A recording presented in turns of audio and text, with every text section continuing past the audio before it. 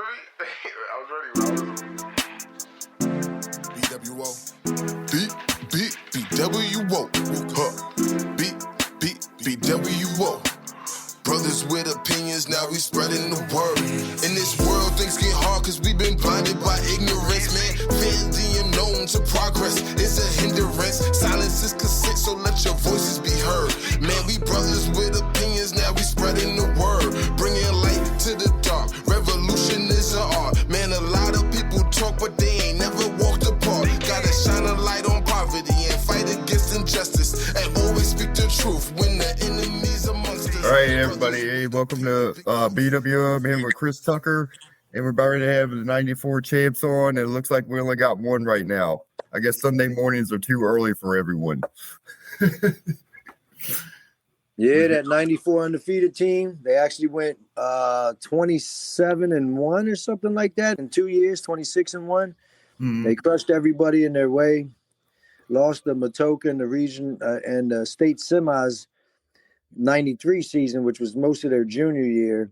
Right. And then bounced back in 94 and blew the doors off almost all their opponents and won the states by a funny game down in Gate City that we'll let Trey and the guys tell you guys about. But definitely excited to have him on. We tried to get him on about a month ago, and unfortunately there was a power outage in Winchester that derailed that. But we're back. We're ready. Hope you guys are excited, man. Let's go, because we're excited to have these guys on and tell their stories. All right, cool. Let's get on Trey Kern. He's the one that's jumped on the early bird, obviously a hardworking man. So let's get Trey Kern on here. Hey, Trey, you hear us? I can hear you loud and clear. Hey, man, how are you? I'm doing great. Good, man. Good. I say you're the only one who jumped on. Where's all your boys? Yeah, I coach Little League football, and I was just late yesterday, and I made sure I got to bed early, so I felt good for you guys. Well, we appreciate it. I know it's hard to get everybody. There's a lot of people, so hopefully maybe more will jump on here in a minute. Yeah. But so since you're on, we're talking about the 94 state championships, and we'll take you back, way back, if you can remember, because I can barely remember. But let's start with because what you guys lost the year before to who was it in the playoffs? Yeah, it was a Matoaca. Yeah, we played that game at Handley. And that was a crazy game. I think we were used to winning, and we were undefeated through the regular season, and they were just more physical than we were, and we I think we all kind of lost our cool.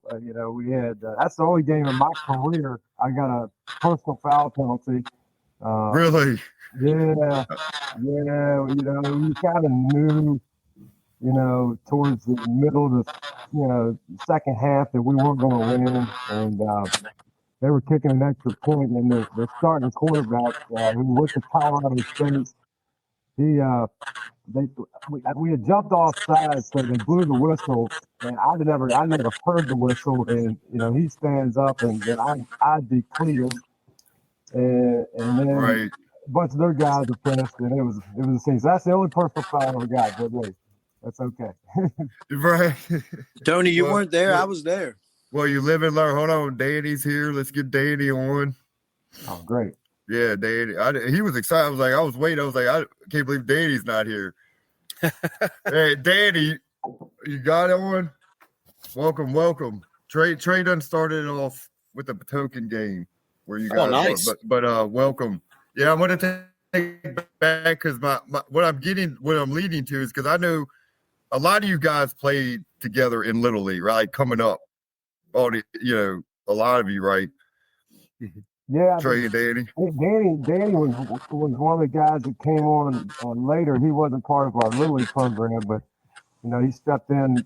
We had a really good freshman team, and Danny was fantastic in that.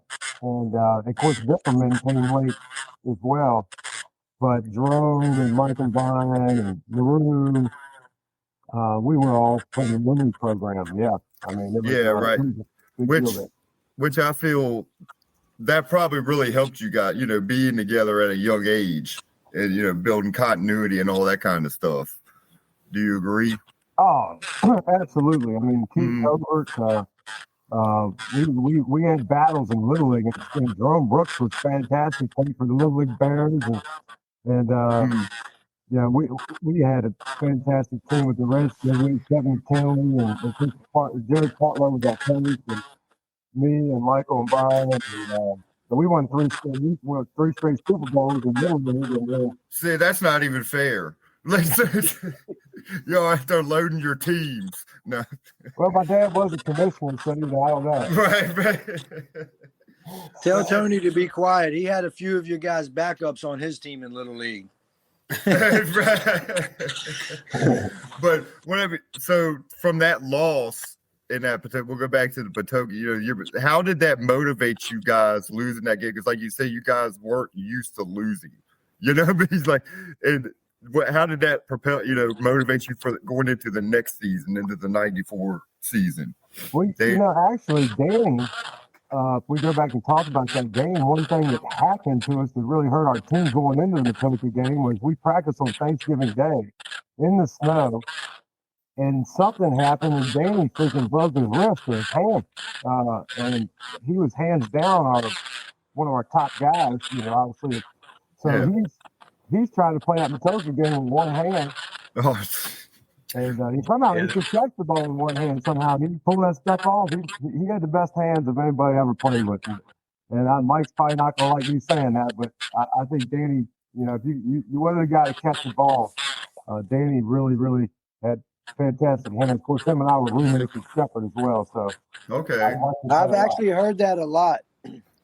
As great as Mike was also, I heard that Danny was by far like the best receiver as far as like hands and route running. So, well, Mike's not here to defend himself, but we had some great battles in practice, and perfect compliment for one another. And we wouldn't have obviously got to where we were without overall just the talent that we had, not at the receiver, only at the receiver position, but also at safety, with both of us being at safety as well. I mean, he had, I want to say, 13 interceptions senior year. I had 12. So I don't think you can find a safety duo with 25, 26 interceptions roughly in one season.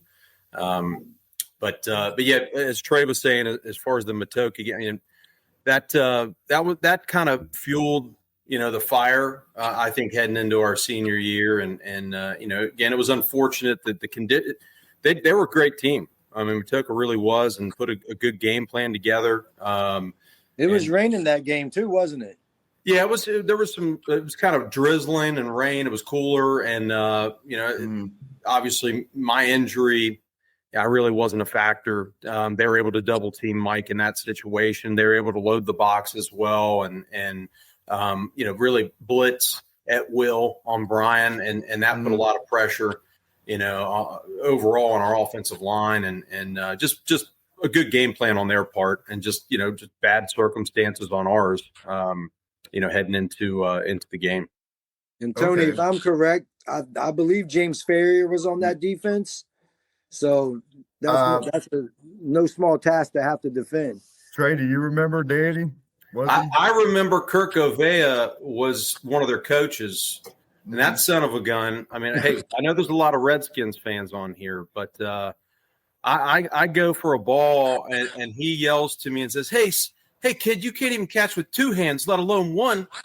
And I said, we'll see, you just wait if I'm healthy, Kurt. And, unfortunately, they got the better of us that day. But that goes to show the passion, even from these coaches, when you're playing one another in a playoff game like that. Right. Yeah. Right. One quick story I got from that. I mean, they had a tight end, Uriah Taylor was his name. I just remember.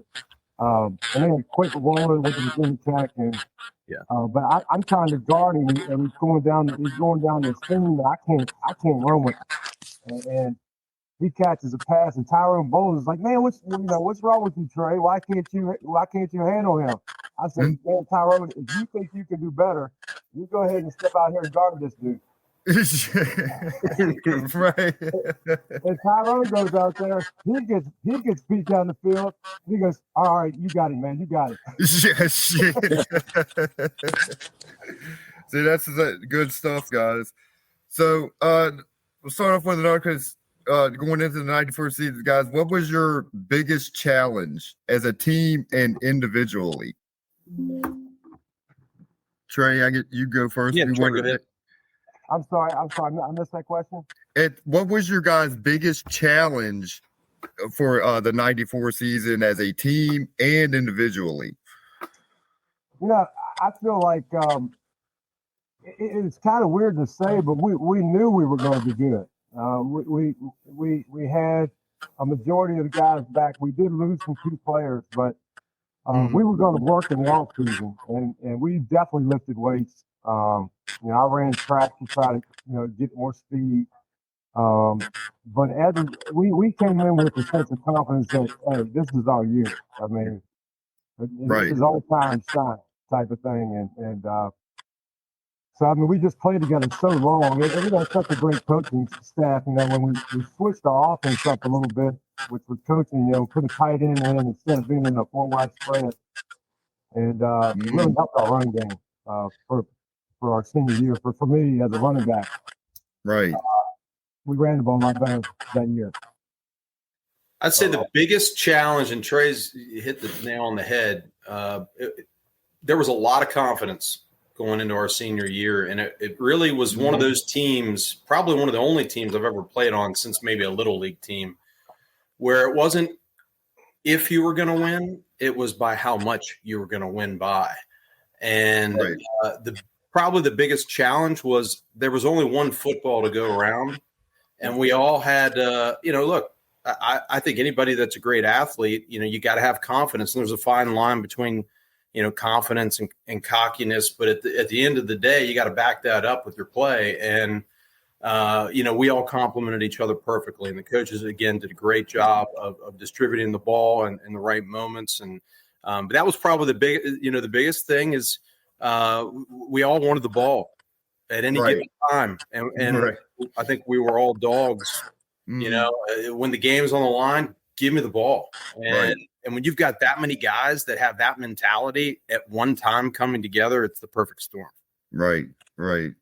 Yeah, so I guess what you guys are getting at, because I've been there coaching, is that when your team's keeping you guys humble, right? I guess it was more probably the coaching staff a challenge to keep you guys, humble, because like you knew you were good. That's the biggest thing, yeah. And you're like 30 points a game. Oh, at least I'd have to calculate it up, but it was at least over 30 points a game. And Michael and I, Trey, all the starters for the most part, Brian, we were all taken out by the fourth quarter, beginning of the fourth quarter. Right. Yeah. We very rarely played the fourth quarter. Ron Linden would not, and that respect right there, again to the opposing coaches, he would take us out, and we wanted to keep running the score up, like some teams do. I'm not going to name them in the Panhandle, West Virginia, and they got smoked the other night. They got smoked, yeah. I think a goose egg on the board up there. Again, we won't name names, but we could have put up 70 points a game. I mean, there's no doubt in my mind. Yeah. Oh, I believe easily. A lot of games. To that detriment, I can remember when early game we played a fall-year team that was really good, like second, third game of the year. And Danny and I hooked up the last play in the first half. We're going to hook and lateral. And I scored from 50 or 60 yards out. We're up 24-0. We get the ball, start second half. We got 31-0. And I mean, it's like halfway through the third quarter, and he pulls us. So, and they come back. They end up scoring 3 touchdowns, and it's like 2 or 3 minutes to go. And he's like, "We got to get the starters warmed back up, warmed back up." Like we're back in the game, but we hadn't played for, we kind of cooled down. But he didn't like to run the score up. Sure. Well, you see, Tony, that's what happens when they put the 97 guys in. What? Now here we go. I'm just messing with you guys, Javon. You guys don't get in your feelings. You want to bring real quick, I want to shout out people like Brian Vardero and Brian Cavill and everybody else, the unsung heroes that don't get a lot of love, but they were a big part of your team too. Yeah, I think that whole offensive line, and Trey's running back. And I think we all know the offensive line and running back group. They want them, hip by hip, side by side. They work together in unison there, and we couldn't have the success without them. I would like to put a vote, in for them to nominate that whole offensive line for the Hall of Fame. And they were y'all's hogs. They really were. And that, Keith Covert, and they all deserve that. Kevin McKinley, and you name the others, and they all deserve to be in there. I like that. I got to talk about that just briefly because we started getting a consecutive 100-yard game streak going, and my dad's team had the record in 8 games from the 1967 team. So after we got about 5 games, we started to pay attention to that stat. But it really wasn't just like it was me. My mom would have like a Monday night spaghetti dinner, and we'd have the whole offensive line. Everybody would eat. We'd watch the film from the previous week, and really built some camaraderie. And when we ended up breaking the record against Warren County, actually, when we broke the record, it was like we did. It wasn't like a me thing, It really was a team thing. And Keith Covert, Brian Videro was, to me, the strongest dude on the line. I mean, Keith was a tactician. Videro was only a junior, Cabell was only a junior, but Cabell was fantastic. And then you had Kevin McKinley, who played center all the way from the time we were 10 with Brian all the way till we were seniors in high school. So Brian and Partlow and McKinley had ESP. So I'm with Danny, man. That offensive line was really an unsung part of that team, for sure. Right. Well, they always are, but we always say, as football guys, it starts in the trenches. Like both, you don't have a line on either side of the ball, you can't get there. I don't care how good you are. As a running back, it's good. It starts with them big guys up front.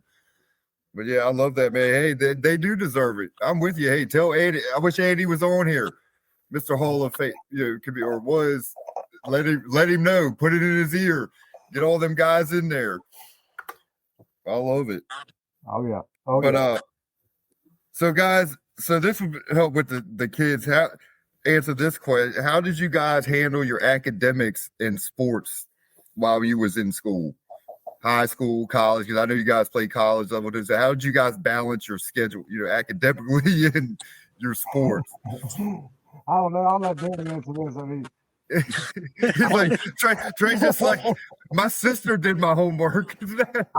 I mean, at the end of the day, obviously we've all done well for ourselves in life and our professions, and but sports I think we showed up to school because we couldn't play if you didn't show up. So at the end of the day, it was our excitement was to go to school for practice afterwards. I mean, we had some great teachers, and certainly they were a big part of that too, in shaping our lives. And but it's a balancing act. I mean, you've got, especially during summer camps, and you especially in college, you got 3 practices a day, and right.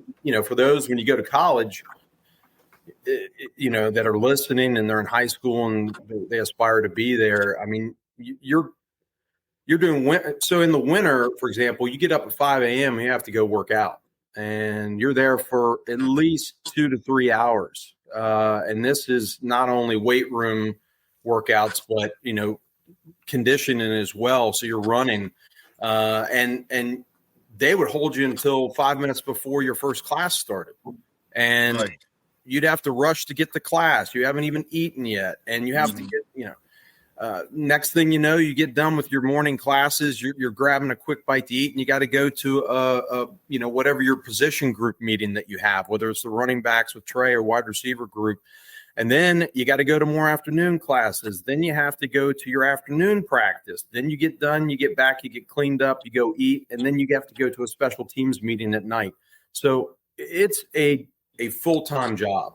And right. I don't think a lot of people recognize that. And for college, NIL, I am all for it. I know the way that it's shaped, and they need to put some regulations in, I think. But at the end of the day, they deserve to be paid for what they do. Right. I agree. That's good that, hey, kids need to know, like you just said, hey, it's a job. Yeah. It's actually 2 full-time jobs. Like you say, you start way early in the morning, and you're not done till 10, 11, midnight at night, and turn right back around and do it all over again. Yeah. The kids don't understand the grind they got to go through, the higher levels they get.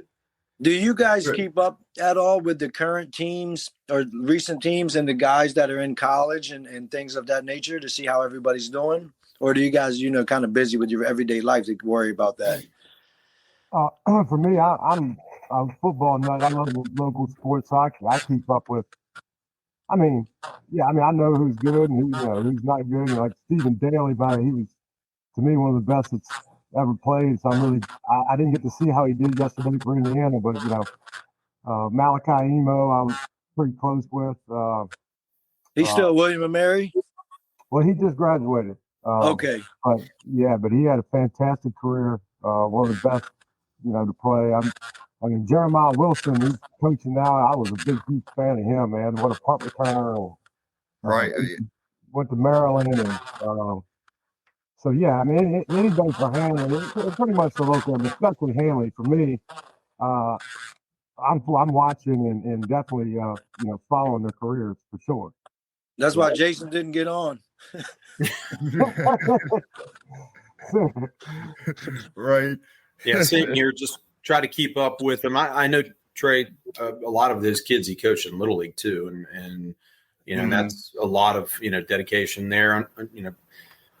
For work purposes, it's tough for me to get there, and haven't had that opportunity, but would love to have coached, on a regular basis. But I keep up with the guys, remotely and go to the games, here and there on Saturday with certain matchups when I have an opportunity to watch these guys. So a lot of talented guys. Good first win for him Friday night. Mm-hmm. Yeah, absolutely. I had never even heard of that high school, but that's cool. Yeah, Eastern View and Culpeper, they're a good program.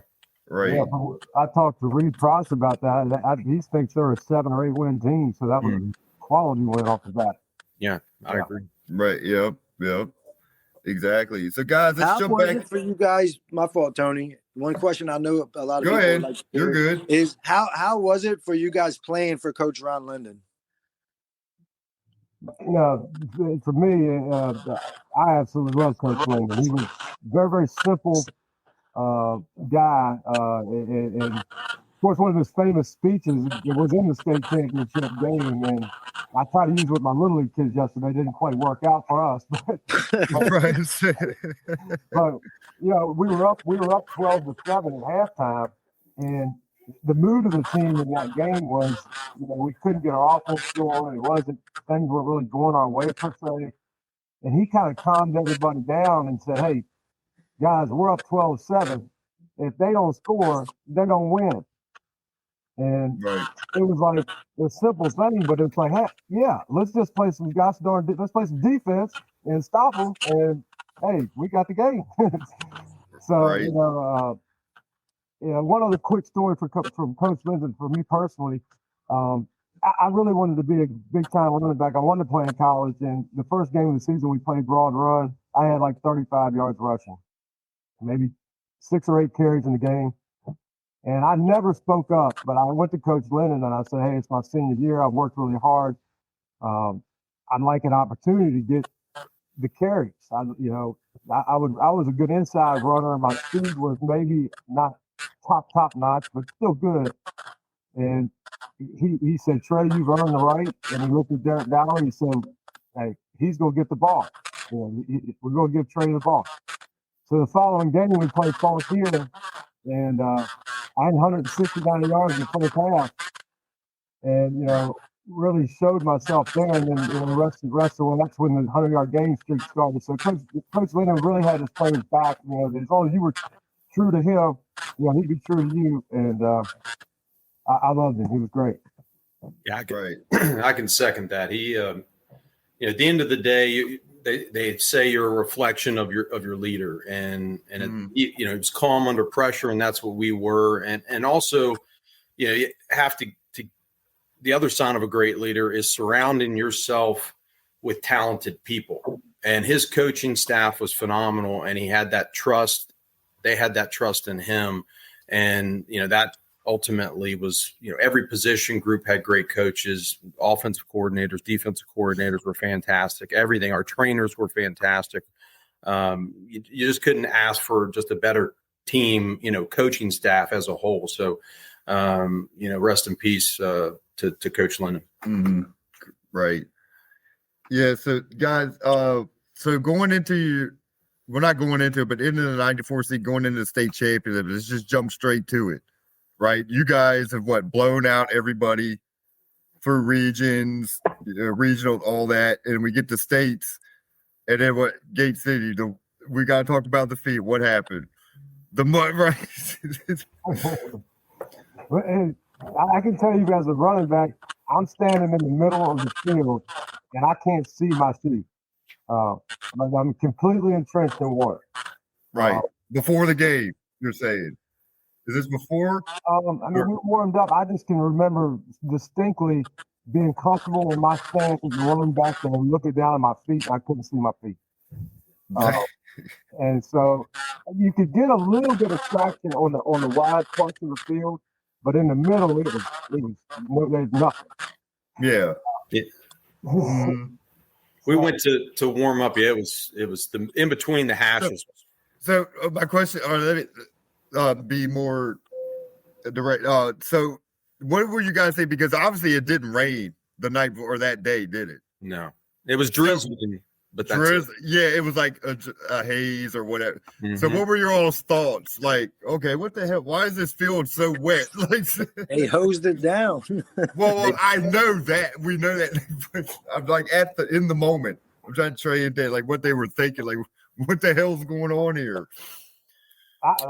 With my coaching and just the way I play and think, I'm not worried about excuses. Right. Whatever the field is the field. But they got to play on the field. So it certainly was not to our advantage. I mean, for Brian Partlow, he never threw a wet ball well, so he's struggling to throw the ball. I think his stats was 3 or 4 for 22 with 1 touchdown and like 3 picks in that game. Right.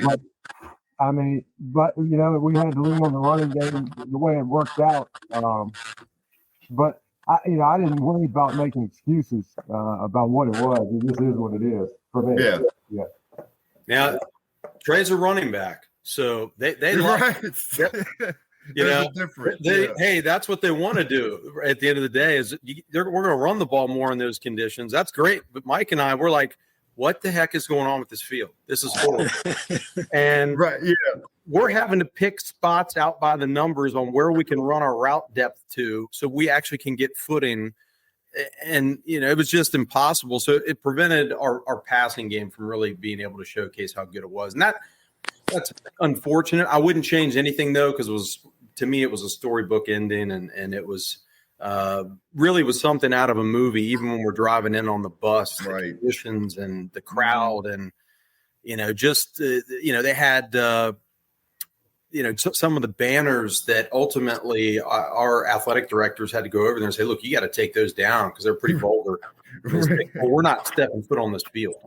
And so that was something else. It was a pretty nasty crowd. It was nasty conditions. But we persevered. So. I wish, I got to say one thing real quick. I wish Jerome Brooks was on here right now, because in the second half of that game, we had 3 receivers out there, but we realized that one of the receivers was pretty much a wasted spot. So they pulled our slot guy off and just put Jerome in front of him.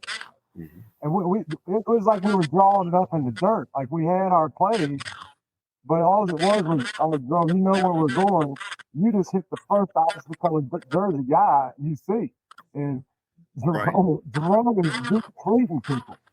And I can still see him sit down in the 3-point stand right in front of him, and he goes, "Just follow me, bro." Yeah, that's awesome. I got you, man. I do it. And we ended up popping some big runs at the end of that game to run the clock out, and that was all to Jerome Brooks, man. He was drilling people. So would you say he's one of the unsung heroes of that game? Oh yeah, absolutely. Jerome? Jerome. Yeah. back in the day, I don't think you could ever say he was not unsung because he's talking and saying something. I mean, Yeah, he's on kickoff, defense, he was talking. right. But yeah, it definitely Jones was a big part of that, a huge part of that final couple drives we had. Mm-hmm. Yeah. That's awesome though. Like you say, y'all just going back to literally I formation and pound, pretty much pound the rock. That's it. all we could do.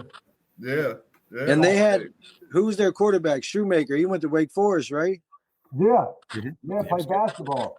Yeah, Josh Shoemaker, I believe. Mm-hmm. But you guys played against a lot of talented individuals. Who was the toughest team you guys had in '94 that you had to play against? Loudoun County. Yeah. Danny was quick with that. Yeah, no doubt in my mind. They had 3 basketball 1,000 yards. So they had a real tough offense that we struggled with defensively. Right. Loudoun County, yeah. And then Danny and Partlow, Mike was hurt, so he was about half playing on offense, and then of course he filled in late in the game on defense and caused the fumble late in the game that really helped us. But that was one of Danny. Danny showed how much of an amazing player he was because he really torched them. They thought, well, they're getting a brink with Mike being hurt, but then Danny stepped right up. So, yeah, that was a big game for us, and it was 44-38. They were driving the ball. They had the ball last, and they were, I don't know, Trey, what yard line they were on, but they were in our territory. They're probably 30-yard line, 20-some yard line. Yeah, they looked like they were going to score. And at that point, it's a concern. You put up 44 points, you might lose the game, and that's how good of a running attack that they had. And so Mike had been asking all game long, "I got coach, put me in. Coach, put me in." So he's got this. Was it a cast? I guess. Yeah, huge thing that's wrapped around his right arm with padding and stuff. That the only way he could be legal to play. So you have to kind of put together with knee pads and things like that, and then tape it up with athletic tape. So it's this huge club. So he comes in for the one play. Guy breaks a huge run. He's probably got like a 15-yard run. He's already in the secondary.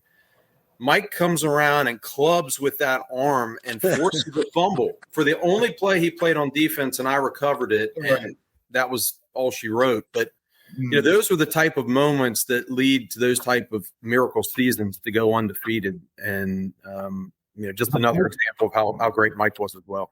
The funny part of that, the guy that ran the ball was named Chris Alcala, and he was a really good player. He played at Shepherd when we went to Shepherd. And he's still holding it. Man, Partlow didn't have that damn illegal rap on his arm. Right. Yeah, the club. And that was at their school, right? That game? Yeah. Yeah, it was Friday night game, Yeah. So that leads into a good question. What do you feel? Because I know you guys felt, going in and see like, you guys are good, you're hot, the team's great. But what do you feel like was a turning point, like in the season where, man, we can win this thing? Or did you feel that from the beginning of the season that, man, we can win the whole thing? When Dwayne Borden intercepted a ball, truck, and ran it for a touchdown on defense, I remember that. Yes. Yeah. Against Orange County. That's right. That's right. Yeah. We're like, it's meant to be. We're meant to win this whole thing. You're like, hold on, if truck scores on a but that was regionals. Yeah, that was regional finals at Handley, and I tell you, of all the games we played, I think that had the biggest crowd. I mean, that game was packed. They were undefeated, we were undefeated, and when they threw a screen pass and Stumpy intercepted that, ran it back, it was a wrap. Right. But I think you guys blew them out, didn't you? Good. No, yeah, it was. They didn't put a single point on the board. 38. Yeah, nothing. you guys smoked them. Was it 38-0, I believe, or something like that? I think they did score on our second team at the end. Oh, did they score? That's right, they did score. Yeah, at the end. I mean, the damn 97 class, Tony. I know Adam Branthwaite and all them win it. Here I got, y'all won. Y'all beat Orange 38-9. Well, we didn't play in the fourth quarter again of that game. Yeah. Any of our playoff games, we were already out in the fourth quarter, pretty much, except for Gate City, and I think we can all agree would have blown them out in a good conditional neutral site. Right.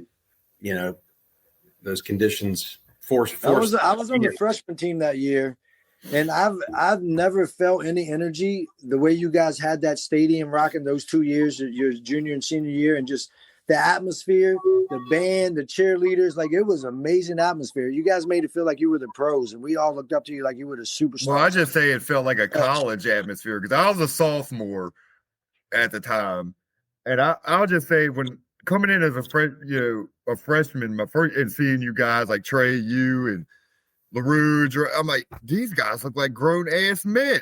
Like, they are huge to me. Like, well, Trey, you always got compared your calves to Darryl Green. Oh yeah. Yeah, I always think a lot of comments about my calves, and I wish I could say it was from. I mean, I did work hard, but it was pretty much genetics. Well, I could definitely tell your son out there at basketball. I'm like, me and Wayne are like, look at the cat. That's his son. But I'm sorry. Go ahead, Dave. You're just going to say something. I was just going to go back to like you said, the atmosphere, the crowd. I mean, they traveled to every game. It was just, Right.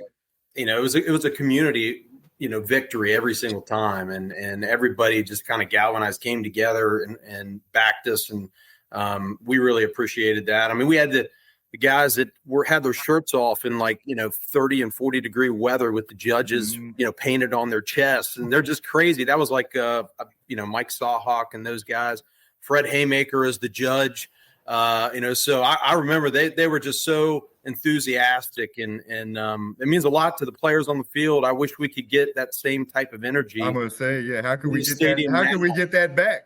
I know. It's tough. I feel like some people just sit there and it's a clap now. Right. To me, that's I've not been to football. games. It feels like the band only has 10 members, and it's very different. I want intensity and passion from my crowd. Right, exactly. Yeah. Well, I say that, Danny, going to other games like Clark County, other area school, Jays, like, to me, they show up.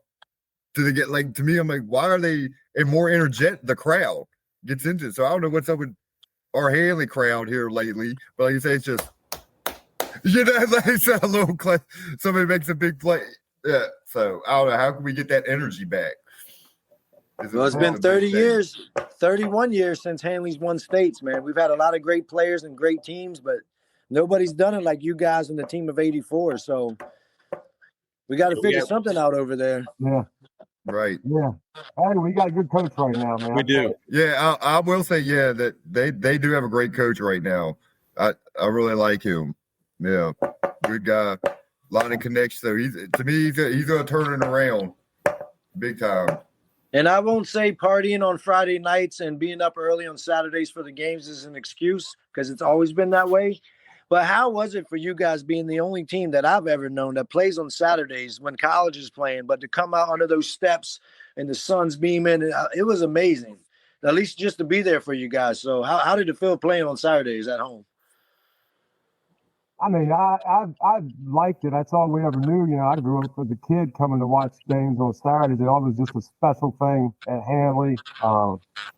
And, it changes your weekend, of course, but you do get an opportunity to go out and watch other games on Friday night, and kind of stay out of trouble. Right. Watch a high school game and get up. And Coach Linden would have donuts and orange juice for us, make sure we came into the locker room early. And then we'd get out early for special teams, and you got to really comfortably go into playing a football game on Saturday. And I definitely think we had a home field advantage. Just intimidating when people drive up and see the school. It looks like a college. So right. I think it's a good thing. Of course, I'm all for having lights so they can play whenever they want to play, but. Oh, that was my next question. Was the lights? Like, what do you all think about the lights? Well, sure. Light that joker up, man. Use that turf. Yeah. Well, I think the cool thing about it is, the Saturday games is, you're the main event. So everybody else is done. It's like Monday Night Football. So we got to put on a show. And that's, I feel like, and then that energy you get coming out from underneath the steps and the band's playing and even the national anthem with the flag and all that on the steps. It's just, that's a tradition like none other. And, that's why it's Handley. Right. I don't know, man. Play right now. What's that, Trey? Man, the way Danny's saying, I'm like, I want to get out there and play right now. Right. Right. But yeah, that's a tough question, lights or not. But to me, if they put you have options, then you play still do Saturdays. In my opinion, hey, you have your Saturday tradition, play a few like rivalry games or something on Saturday, but at least you have the option. Like Trey said, I'd love to see that field lit up on a Friday night. I think it'd be amazing. That'd be a huge crowd for the first, Friday night under the lights game at Handley. That would be a huge event. And it's funny because we've talked about this a while back when it came up. Like, now, do you think, speaking of attendance, is Saturdays hurting attendance now these days because parents are so busy? Like Trey, so much goes on during Saturdays. Yeah. I think me and Chris talk about we think that hurts attendance just because people, not that they don't want to go, they just can't make the game.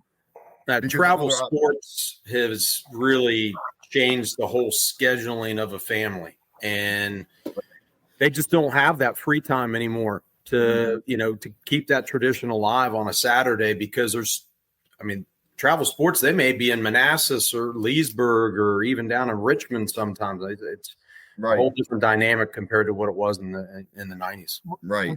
Yeah. Tony, to your point, I've been coaching Little League football, and our games are, right in the middle of the day on a Saturday. And that you want the kids going to the game to see the high school they're going to play for. Yes. You want that.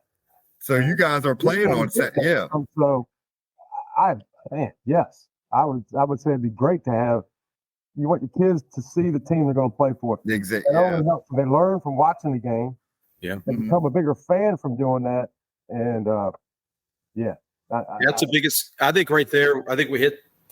That's the biggest case for not lights at Handley. Even if you had to do portable lights or something like that, not to take away from the the aesthetic of the front of the school and so forth with permanent lights. So I love the tradition. Don't get me wrong. Like you said, do it for some traditional matchups, James Wood or something like that. But I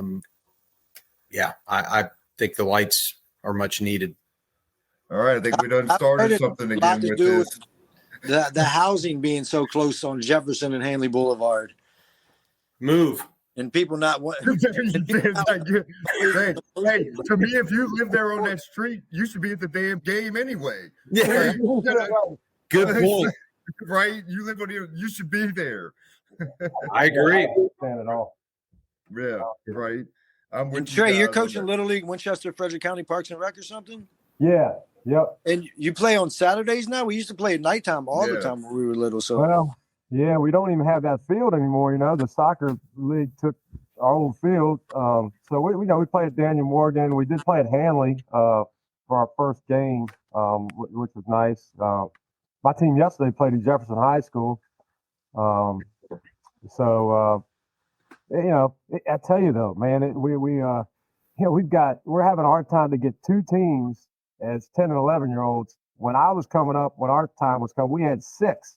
Right? Yeah, I play. Yeah. Well, that kind of tells you there the interest. We got to get the interest up at a young level. And I think we all have kids, and I think I've started to notice when I coached football years ago, when my boys were younger, same age, 8, 9, 10, 11, through the WFY, FL,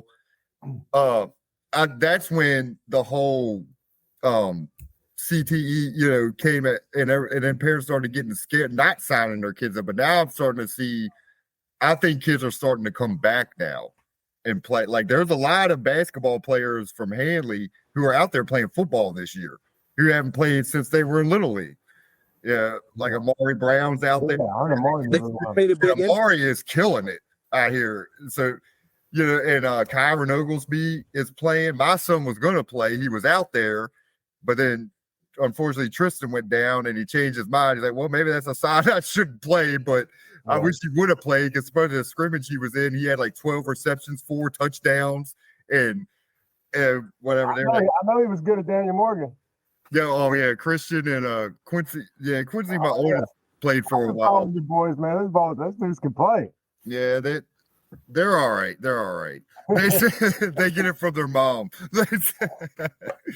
But that's my thing. It's like, I think I'm starting to notice just slightly. I think kids are getting back slowly into football because there for a while it was just mainly parents like, no, I'm not signing them up because of the whole what Will Smith, the movie that came out. Oh, dude, I'm telling you, it did. It scared people. Like I would literally talk to parents and they'd be like, "No, I don't want to sign." Yeah. So that's. But I think it's starting to come back. Like it's building. And flag football, I know. And I think that helps too. That helps, and that's it's I think bringing the interest again, and it's going to be in the Olympics as well. So I think that's going to help continue to draw the younger kids in to want to play. So good point, Dad. I didn't even think about that. I will say this: everybody looks at football, especially in little league at a youth age, that there's some sort of big concussion problem. Well, I coached for 10 years, and I can't. I can't hardly remember any concussion. My son asked me, "Dad, how many times, how many concussions?" They don't run fast enough to get concussions yet. Right. It's not until I remember when I start lifting weights and get explosive. That's when you can get guys knocked out. But it really don't happen much when they're young. Yeah, I mean, I remember too. I could say everybody remembers Mano, right? That takes me back. Mano Lusk, who played for Ed. Now he's off at. I coached. Yeah, I coached him. He lit some kid up, and the kid did not know where he was. And I remember, we were at Daniel Morgan. He thought he was at his elementary school. When I added, I was like, "Yep, go to the doctor." And then my son Christian got one at it, and all we were doing was with the tackling dummy. And all he did was it was a freakish thing. He rolls up on it, goes and hits his head on the ground. So sometimes it's just freakish stuff too. But my main thing is just teach them properly. When you get them into football, it's like they definitely, to me, a big thing is technique and knowing how to tackle. Because a lot of these coaches out here, this Trey, being out there in day 82, it's a lot of just go out there and hit somebody and no safety, nothing. You know what I mean? Hit somebody. Yeah. I mean, I get it. We're all old school. We love the big hits, but it's like teach them the proper way first and foremost. To protect themselves. For the most part, Who was as vocal leader for the team? There you go. Yeah, I was going to break. He's not on the call right now. On the we need vocal leader. Andy was a big one. Yeah, I mean Jerome Brooks was a pump you up type of guy. Mike had that confidence, that swagger. Michael, Mike's one of the best that I've ever played with. I mean, offensively, defensively, and Mike could play basketball, baseball, tennis. He's one of the best athletes to ever come through Handley. I mean, he just is. I love the fact that he had 25 touchdowns and I matched him with 25 touchdowns in the same year. And that's kind of always a cool stat to throw out to people. Okay. And we're not even talking about Brian Partlow, who, I mean, he was our starting quarterback and ran our offense. So he certainly needs to get credit as a leader and a vocal person as well. Right. Yeah. So were you quiet, Trey? You just said you were that silent assassin. Yeah, I didn't talk much. Yeah, I was definitely more quiet and shy when I was in high school. I got out of that into college, but I was just trying to focus and make sure I didn't screw up. Right. What was your single game high? Like almost 280 yards, right? 270 something? Actually, no. The funny thing is, it was my senior year, the last game of the regular season. We're playing Warren County, and they knew that was the game that would break the consecutive 100-yard game record from 1967. Right. Notoriously, I would get off to a slow start. And like the first carry or two, I get stuffed, no yards, and they start running their mouth. You ain't getting that record today, Kern. You ain't getting that record today. Right. Well, the coaches figured something out. We run a counter play, and I come back to the left-hand side, and it turns into how fast can I run? Because this sucker is wide open. Right. And I ended up running it was like 210. In the ballpark of 210. I didn't have any huge games. That was the only time I ran over 200 yards in high school. I had a couple games, at least one game in college where I did, but But shoot, I only averaged 12 carries a game, 14 carries a game. I mean, we threw the ball a lot. So yeah, I had right. almost 9 yards a carry. So, but yeah, we had such a good balance. And, you know, if you stop our passing game, well, we run the ball. If you stop the running game, well, we pass the ball. So I think that's why we were so dangerous. But, you know, but it was great to run over top of Warren County. And you know, I was, do I need to break the record in the first half or the second half? Which one you want? Right. Right. Danny, what was your game high for receiving? Yeah, I was going to say, yeah. For receiving, I had the Handley record for the most receptions in a game, and this was actually junior year against Waynesboro. I had 9 receptions, and then that's the week before that Thanksgiving where I broke my wrist that Trey was talking about. So that was kind of my breakout game. That didn't last. That record, of course, was broken senior year. Mike, I think, had like 14 receptions or something against Loudoun Valley. But I'd probably say the first game ever against Sharando our senior year, that was my best game. I had about 150 yards, 2 touchdowns, and I had 3 interceptions at safety. I only played safety 1 year at Handley, and I think I'm in the top 5 in interceptions all time. So give me more time. I probably could have been right there with interceptions. But, yeah, that was probably my best game was Sharando my senior year. Nice. So what is your guys' fondest memory throughout? It don't even have to be the 94 season, you know, looking back.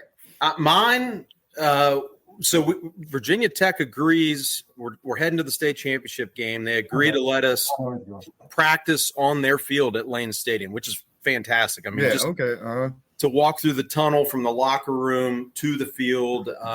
Was Beamer there? Beamer was there. Only players get to do that. And so when you get that chance to be able to walk through that tunnel so I remember we get into their locker room. They got this really nice locker room, Virginia Tech logos in the middle of it. And, you know, looks like something, you know, out of a movie, right? And you're just right. Like, wow. So we're all in awe. We're looking at the lockers, and big football movie came out right around that time. You guys remember Rudy. One of the best movies. So I pulled it the other day. They got those wooden stools, and I pull that wooden stool into the middle of Virginia Tech logo, and I stand on top of it, and I start reciting that. Listen up, men. We're going to go inside. We're going to go outside. And everybody just I think it just kind of broke through the, you know, the being in shock and awe of being in a college locker room in that situation. And I think that's what that you need that. You know, you can't be uptight and wound too tight when you're in those situations, and got to go play loose. And that's what we did. So that was one of my fondest memories there. Awesome. Oh, man, that was great. That was great. If I'm thinking about a memory for myself or just the season in general, the first thing that comes to my head is a selfish thing, but I had hurt my foot against Orange County, and I'm hoping to get back. I couldn't practice all week against Nottoway. Played the game, but in the state championship game, I re-injured that same sprained arch in my foot, and I'm getting helped off the field, and I'm thinking, please get better. I got to finish the game, and somehow I got over it, and I was walking off the field, and I shook the trainers off, and I ran to the sideline because I didn't want everybody to think we were down, like we were going to lose, like we were getting beat. So then I, hopped around and just be able to get over that injury and then get back in and make a couple big runs. I just remember feeling so fulfilled when we ended up winning that game as a team, and just the feeling of winning the state championship was that was really special. And then fire trucks and everything coming into town. It was really late. Right. That was a special feeling. That was right. I don't think that was so. That was just you not wanting to let down your teammates. That's being, that's just being competitive. Yeah. But so we'll go back to, so how was the celebration coming back? How did the town react and the community, you guys winning the 94 state championship? I'm sure y'all got free breakfast at the Triangle Diner and everything. When it was I would tell you the thing that was not good was after the game was over, we had no hot water, zero. Ice cold water. I mean, we're dirty as we've ever been. I had mud in my ear for 3 or 4 straight days. I'm still finding stuff in my ear. So you're talking about at Gate City at the school where you guys they not only the water the field down, they gave us no hot water. It was terrible. Yeah. Right. And that ride back took forever, it seemed like. I mean, you're hurting from the game, but the celebration was great. We got back late. It was real late, though. It was really yeah. Remember what time it was? It was like 12 o'clock. Yeah, it was probably 1 or 2 in the morning, and everybody was there to cheer you on, and people traveled. I mean, it was just amazing how many people traveled all the way down there too, and take that time out of their busy lives to come watch us in a ball game all the way down and at the edge of Virginia, in Gate City. So that's celebration wise. You're kind of tying in the CTE earlier. I think I had one concussion in my life, and that was from Jimmy Gaynor, who came and he tackled me after I knocked the ball down at the end of the game, and I lost my helmet. He hit me so hard. It was the hardest hit I think I've had, but it was in celebration for the victory. So it was that's what I remember as far as celebration and just everybody, it was just elation across the board in the mud. And some of the guys you all had mentioned earlier from the 96, 97 teams, they're out there doing mud angels, laying in it. And it was just finally it was, we got the championship. But crowd was huge in that. I did want to bring that up real quick before we end up jumping off. I always pick on the 97 class. I'm 99, but because of Tony and the podcast and everything. But I played Little League Jets with Adam Brathwaite, Justin Brown. Thank you. And I wanted to know how it was with Troy Sloan and Spencer and everybody from 97 in practice and helping you guys prepare for the season. Can't forget Mr. Rush, Carl Rush. I want to shout out, all those guys that, on the depth chart that are there, and the scout team, the practice team, and they're really, iron,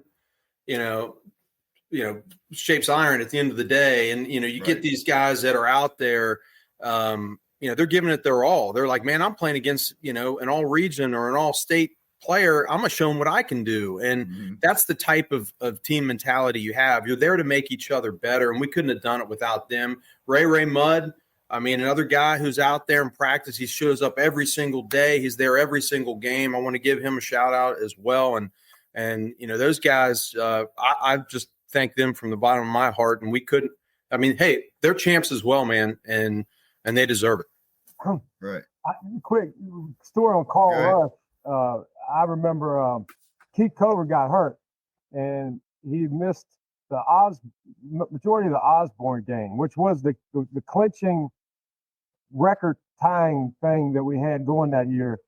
And one of the first couple plays, Carl gets beat, and I'm like, and I remember going up to, and I wasn't that vocal, but I was like, Carl, you're gonna have to step up, dude. I mean, Keith's not here, and you can't mess this whole thing up. Right. And he stepped it up, and he ended up doing a great job that game. So right. He stepped it up. Of course, with Adam Brathwaite, I ended up working out with him when he got into college. He was a fantastic athlete. He was great in Little League, and Adam was always very, very tough.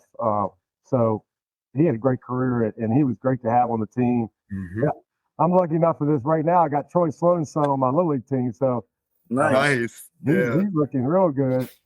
And Javon and Troy and those guys, they were right in there, man. They were right in there carrying on. And shout out Rudy, he was on that team. Yeah, Rudy Ward. Yep. Yeah. Oh yeah, Rudy. Yep. I remember. I think it was the. Now, how can all these great names and players? How could we not win after that? Like, yeah, it's. Unfortunately, we should have won my senior year with Lang and Patrick, but. Oh, Pat Burke was the man. Yeah. For some reason, we had Paul Carpenter, my buddy, throw it past the Lang instead of. It was like the Marshawn Lynch thing for me against the Patriots. Like, hand the guy the ball. We tried to do a trickery play with Paul and Lang, and it didn't work. But and that was against Nottoway. Right. The one I remember is I was at that game. I went down to that game. I was going to say the team that, and you guys obviously made the state championship game. We were down there watching it, and but the one that they had the lead against Turner Ashby, and by 2 touchdowns, and in the fourth quarter, I mean the game's done, right, and they get a touchdown. Luckily, we go to intercept it. It goes through the hands of the safety. The Turner Ashby guys behind him catches it, runs for 1 touchdown. Now it's cut to a 1 touchdown lead. Then they kick an onside kick, and I don't know. I'm not going to name names.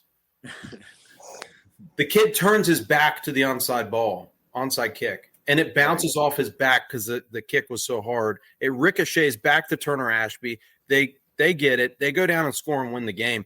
Then they win the state championship the next week by 3 or 4 touchdowns at least. It wasn't even close. Handley should have won it that year. And, what year was that? My little brother was on that team senior year. Was that what L.A.? It was L.A. Yep. Yeah, that was that team. And L.A. should have won. They should have won. Yeah. Right, man. I remember hearing that. I didn't make the game, but yeah, I remember hearing that. Like I said, from my years with Lang and Patrick, we've had amazing athletes, amazing teams. Shout out to everybody that's come through Handley. Yeah. Nobody's done it since '94, man. And that's you guys should still be very proud of. You guys have all made the Hall of Fame. You guys have been all state. Your team was the most impressive team I've ever seen in my life as a little kid. And that's why I was so excited to have you guys on, because the whole community was all about you guys. And you guys have shown us something that we've never been able to put together since. Yeah. Right. I'm getting cold chills right now, man. It's great to relive man. It was a pleasure having you guys on. Now the debate's going to be who was better, 84 or 94? Who's the better team? I'm not saying anything. They were good. We scored a heck of a lot more points though. Yeah, he scored a heck. Yeah, I was 3 when they won, but I would say from what I know and read and talking to even some of their guys, they might have had the best defense, but hey, by 94 definitely had the best offense. Hey, but 94, don't sleep on. They had a defense too. I know, but Danny's right there and Partlow, and don't let, if Jerome was on here, he would have not had any of that. And QB Sacker, Jason LaRue, that guy, monster. Unfortunately, he had the record right until Stephen Daly broke it. Yeah. But that stood for 25 years. Long time. Yep. Oh, yeah. But hey, Danny, Trey, appreciate you guys jumping on, man, taking the time out of your morning to jump on here with us and give us your stories. Maybe we'll have you guys back on for something else. But keep doing what you guys are doing, man. Trey, keep coaching. Danny, keep doing your thing. You guys. We look up to you guys. I do. I'll admit it. Yeah. Hey, did in high school. I didn't want to admit it at the time, but yeah, I did. You guys are those guys in high school. So keep doing what you guys are doing. Well, we appreciate you guys have going on or coming up that you guys want to speak on and the community know about? Coming up just as far as anything, even your little league coaching and your teams and anything you guys may have going on with your businesses and stuff. Yeah. You can get a little promo, Trey. It's fine. Hey, come to Kern Motor Company and get a new GMC or Buick, man. I'm here right now. Yeah, I mean, all right. That's your only freebie, all right? The pitch right there. Yes. Now my kids have graduated high school. They're in college and so forth, and it's moving on to their adult life. So it's now it's to enjoy a little bit, of free time and hopefully get a chance to go see some more Handley games too. That's another thing I look forward to doing, and see a championship in the future, because I think it's inevitable. It's going to happen. Yeah. It's not a matter if, it's when, and so hopefully we can all be there to celebrate them on too. But we appreciate Tony and Chris for having us on, and yes. It was no problem, Danny. No problem, Trey. Appreciate it. Very exciting. Very exciting. Good stuff, guys. Well, you guys enjoy the rest of your day, and we'll talk to you later. All right. Thank you. All right. Yeah. All right, fellas. Blessings.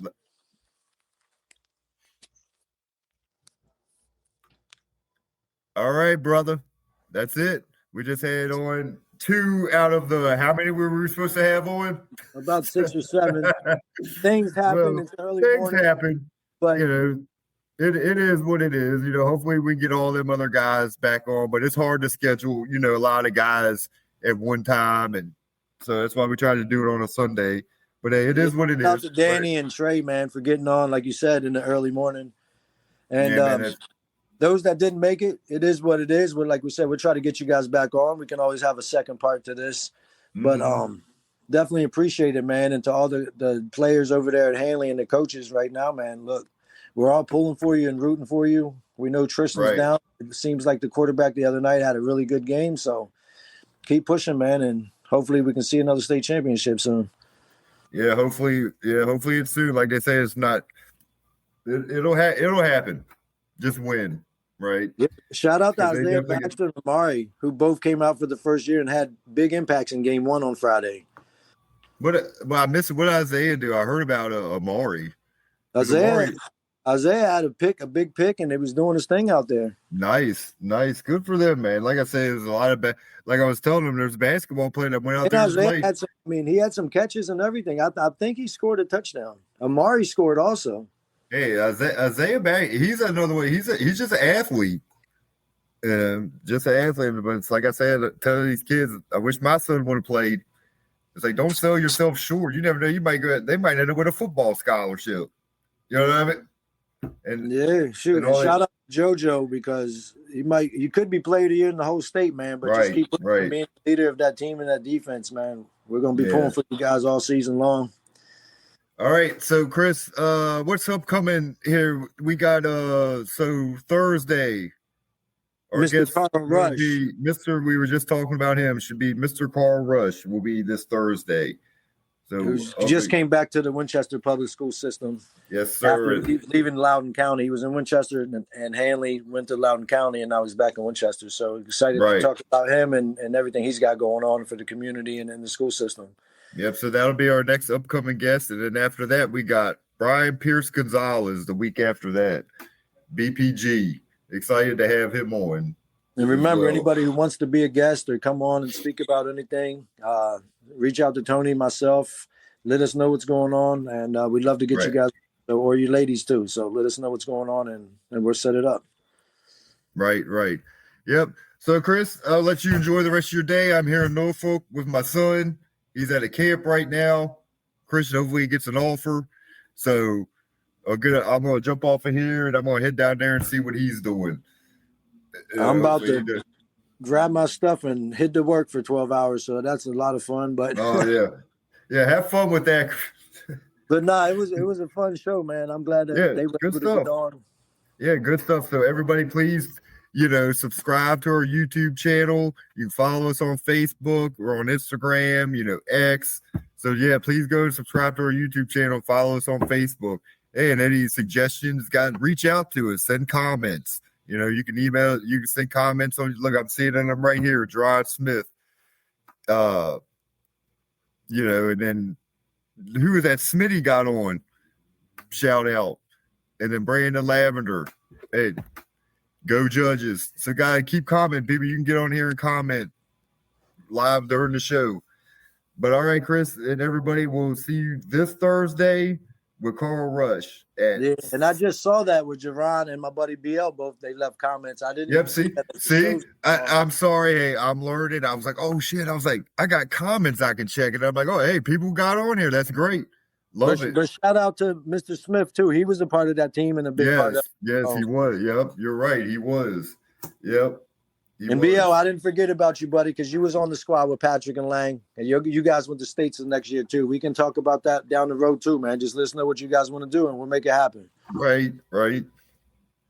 So, all right, Chris, I'm getting blown up by my wife now, so that means show's over. Yeah, go out there and watch the Norfolk State. Tell Mike Vick we said what's up, man, and maybe be a guest. All right, I will. Over. Hopefully, I'll get him on. All right, bro. Love you, and hey, everybody. Tune in Thursday, 7 p.m. with Carl Rush. All right. Love you too, man. All y'all have a blessed Sunday. All right. Later, everyone.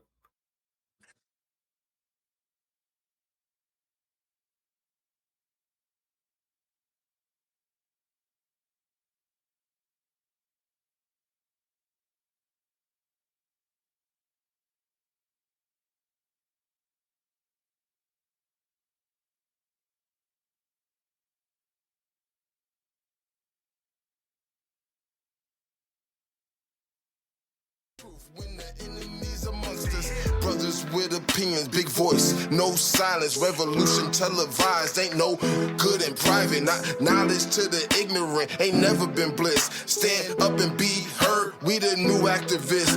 Yeah, brothers with opinion, let the convo begin. You know communication key, but then you must comprehend. Preach, B.W.O, let your voices be heard. We enlightened by the truth and now we spreading the word. Let's go. How do we learn to live when we conditioned to die? Most people fail before they start because they don't ever try.